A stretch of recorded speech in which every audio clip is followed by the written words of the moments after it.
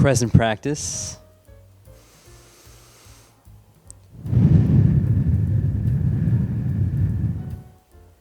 Breathe with me.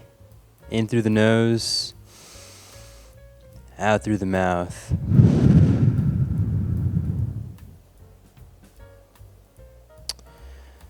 What's conscious? This is Vish, and today I'll be talking to you about the topic of, are you on a mission? Or do you find a calling? And honestly, just break down what that means, maybe why you shouldn't have one, or how it could be egoic in nature, and some personal experiences that I've had with that whole topic and concept.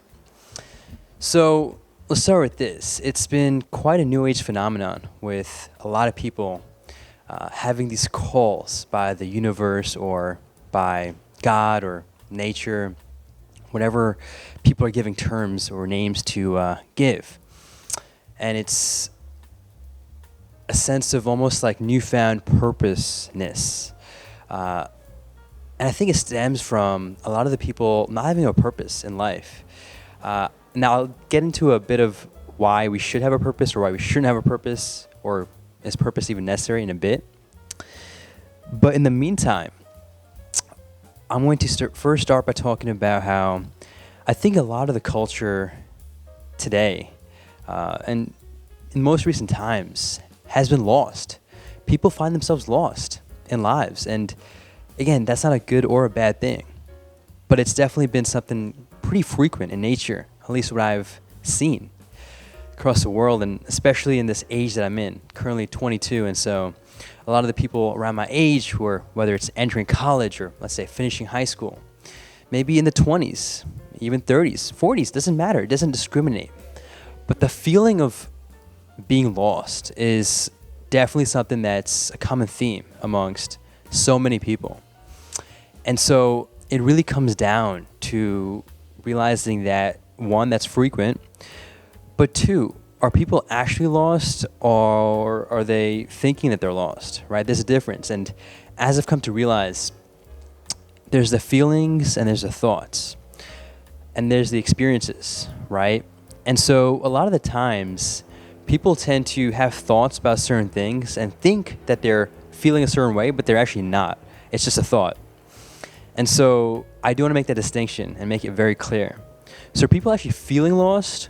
Are they actually lost? Or are they thinking that they're lost?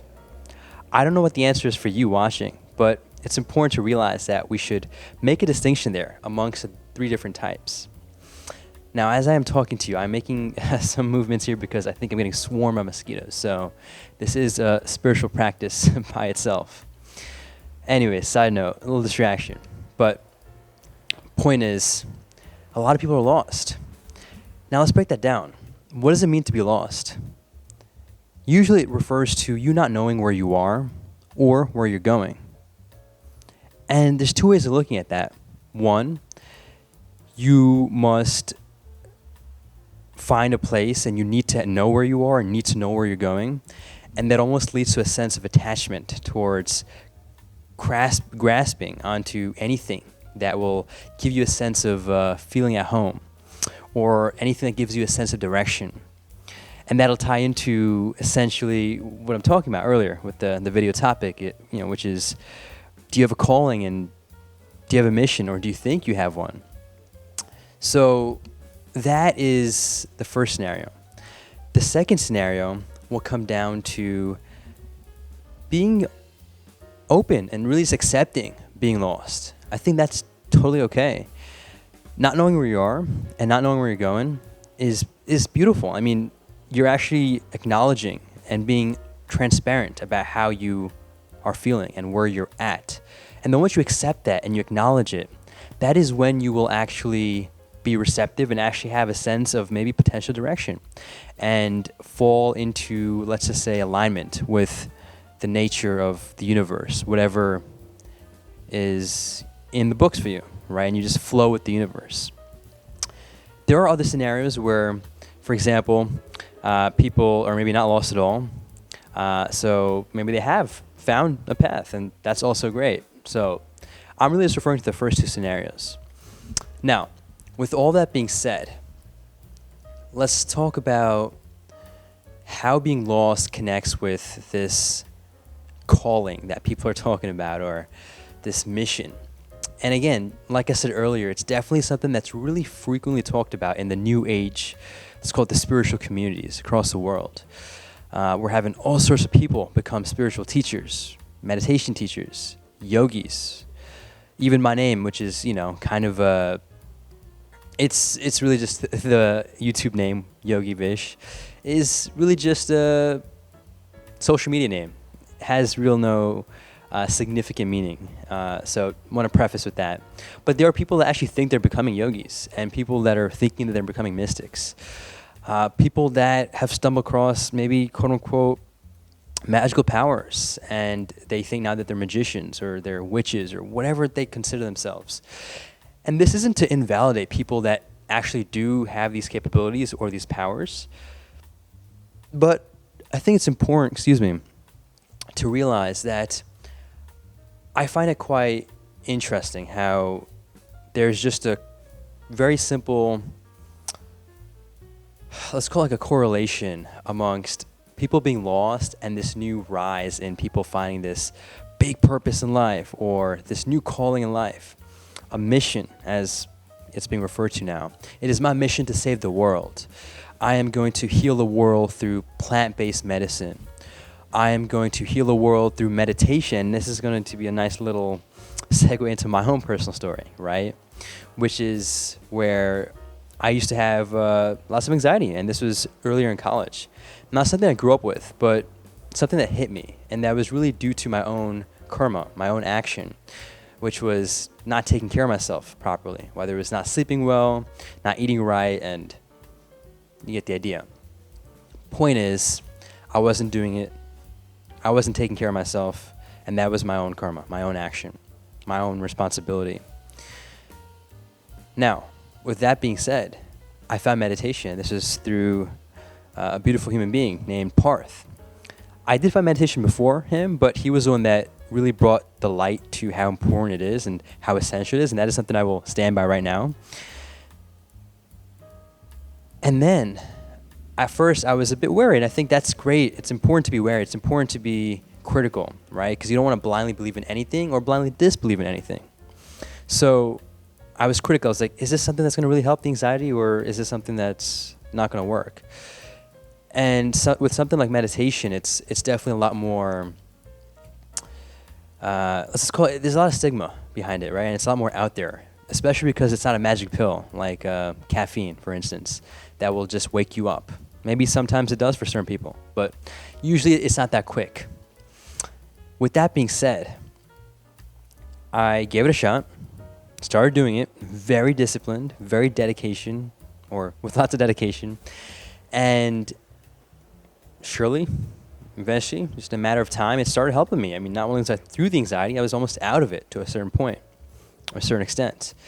And that's when I had this calling. And I'll be honest, I felt lost at the time. I was not sure what I was going to do. Studying computer science, was I really passionate about it? No. Did I know what my passion was? No. So I felt lost. I was lost. But then I had this calling, which was, wait, this is a great tool. It helped me. Let me save the world.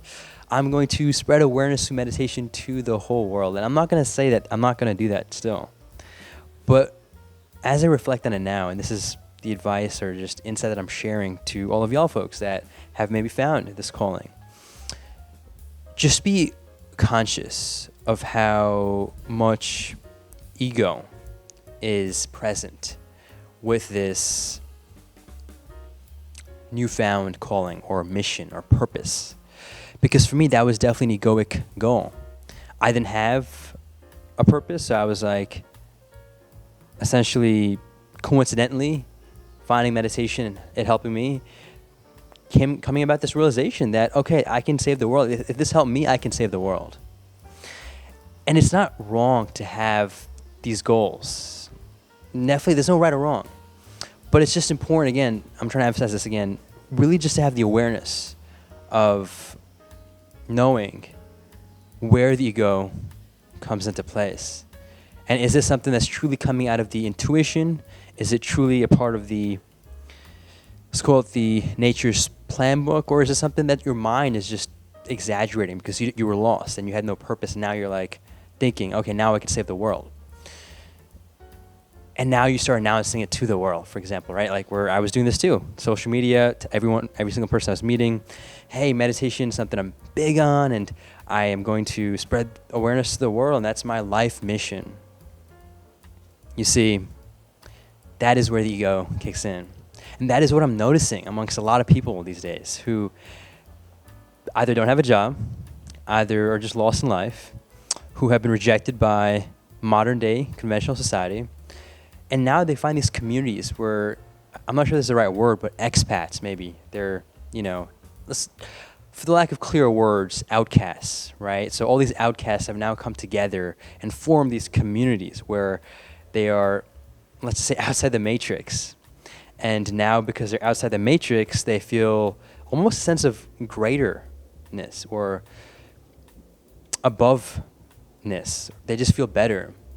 And by the way, I want to emphasize this. This isn't to generalize for everyone. It's just what I've noticed, and maybe I could be wrong. So if you have a different view on this, please do not hesitate to comment down below. I would love to open up a discussion amongst y'all with me, whatever it takes. I don't care.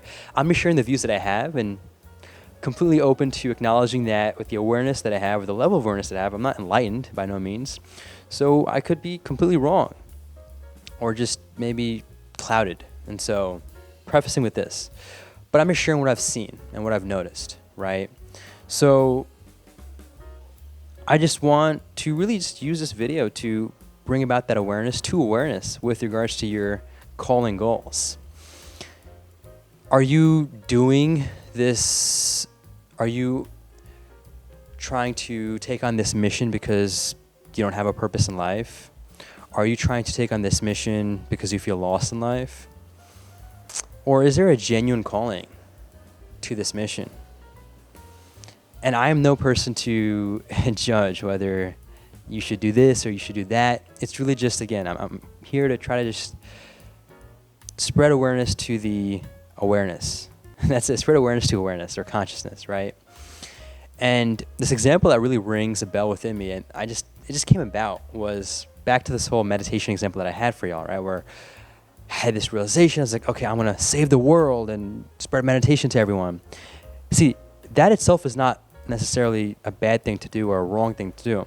But the way I went about that, where I was declaring to the world, I'm going to save the world, that's where the ego comes into place. There's nothing wrong with sharing meditation or giving people meditations and even making the whole world exposed to meditation. But making it egoic in nature, that is where it can lead down to just unconscious paths, and you're just not going to have the clearest path ahead of you if you do have a egoic plot, right? So, on the other hand, essentially this analogy, before I forget, I want to bring up this analogy, and it's, imagine you're walking and you slip on this banana, right? That's the first time you've ever slipped on a banana. And then you hurt your head, and then you come about this realization, I'm going to save the world of banana peels that are on the grounds. And now you dedicate your whole Instagram page, your social media page, your Facebook page, your LinkedIn, your whole life motto to saving the world of banana peels. And you take on this mission. I'm going to save the world of banana peels because it hurt me, and I ended up picking it up and throwing it away. So because I maybe protected someone else from falling from it, I want to protect the world. Again, there's nothing wrong with that. On the other hand, another way to approach that is the next time that I see a banana peel, I'm just going to throw it away and then go about doing what I'm going to do. The point I'm making with all of this is that, as I've realized, spirituality really does not distinguish between anything that you do. It does not matter what you do, whether you are a yoga teacher or you are the CEO of Amazon, a huge corporate beast, let's just say. It does not matter. It comes down to how you do stuff. How much are you giving it? You see, the present moment is all that you have.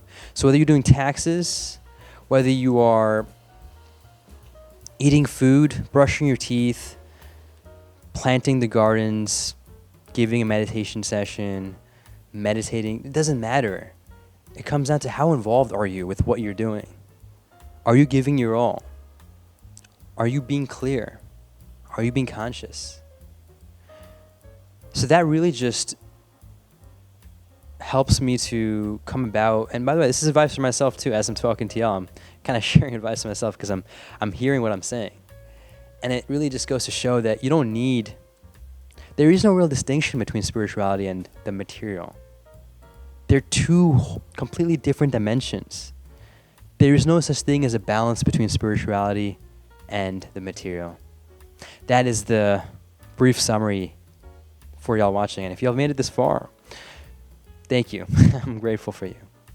Comment down below. We'd love to hear what you think of what I've shared so far. And I'm almost done. So if you want to share something else after I'm done, take your time. No rush here. There is no distinction between, or as in, they're just two different dimensions, spirituality and material. You can't really balance the two because they don't exist on the same plane. That's it. So whether you are literally living in the forest all by yourself, or you are living in Beverly Hills, one location does not make you more spiritual than the other. It's the how you're living. Same thing with the work. Meditating all day versus doing taxes all day. It doesn't matter what you're doing. It's the how. The how is what will yield for that realization of disintegration of the ego. And that is the key. So this is my message to all of y'all new age spiritual peoples. If you have this calling and you have these visions, that's cool. It's great. Just be wary, or not wary, but just be conscious of the ego that could come into place with what you're doing.